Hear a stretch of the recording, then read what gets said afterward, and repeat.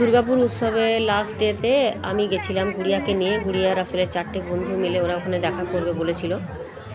আর actually ফজিলসের concert ছিল, তো সেই জন্য আমরা গেছিলাম, কিন্তু প্রচণ্ড ভিড় ছিল। ফজিলসের কনসার্ট আমরা দেখতে পাইনি একদম, মানে আমরা লাস্টের দিকে গেছিলাম আর প্রথম যারা গেছিলো তারা সব সিট দখল করে বসেছিল, কিন্তু আমরা আর পাইনি দেখতে। যেটুকুন পেয়েছি সেটুকুনি দেখেছি। আর এই যে প্রচণ্ড ভিড় ছিল, মানে পুরো দুর্গাপুর মনে হচ্ছে যেন উঠে একদম চলে গেছে।